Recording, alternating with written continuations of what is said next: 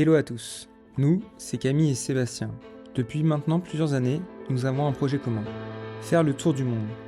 Ça fait 13 ans que nous sommes ensemble, et au cours de ces années, nous avons sans cesse voyagé. Notre problème, c'est que nous voulons toujours plus loin, plus authentique, plus dépaysant. C'est la raison qui nous a poussés à mettre notre vie entre parenthèses pendant un an pour découvrir l'Asie et l'Amérique latine. Nous sommes convaincus que ce voyage a tout à nous apporter. Une ouverture sur le monde, apprendre à mieux s'organiser, à planifier, à aller vers les autres et gérer un budget. Avant de partir, il nous a fallu pas mal de préparation. Gagner de l'argent, créer un itinéraire, acheter tout le matériel nécessaire, faire des vaccins, trouver des locataires et déménager. Premier sujet, l'argent, le nerf de la guerre. Le financement s'articule en 2 points. L'épargne, rien de révolutionnaire. Chaque mois, tu fais un virement automatique sur un compte en banque afin d'éviter de le dépenser. Mettre notre appartement en location.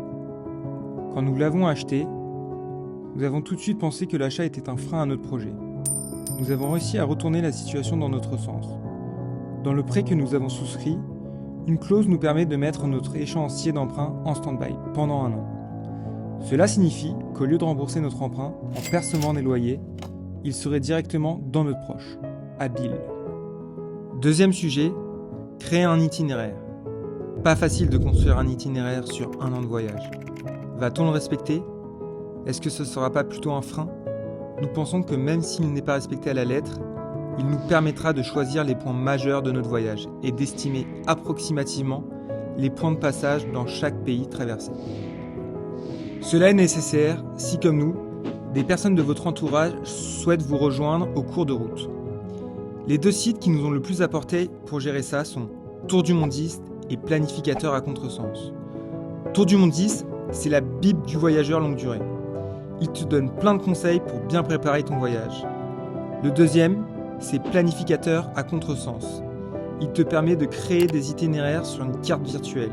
C'est hyper intuitif et surtout, on a adoré la fonctionnalité qui te permet de savoir si le lieu que tu souhaites visiter correspond à la bonne saison et t'aide à estimer le temps de trajet entre 2 points.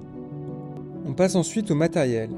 Partir un an avec ton sac à dos, c'est faire des choix. Il faut arriver à trouver le bon compromis entre le côté technique et esthétique.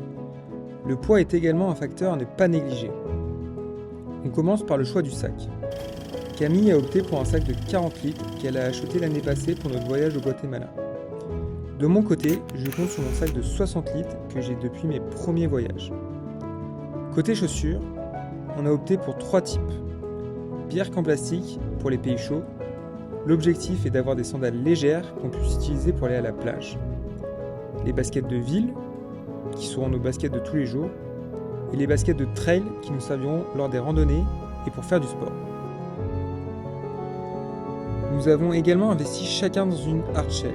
C'est une veste de pluie assez compacte qui peut être doublée facilement avec une polaire ou une doudoune fine pour ne pas avoir froid.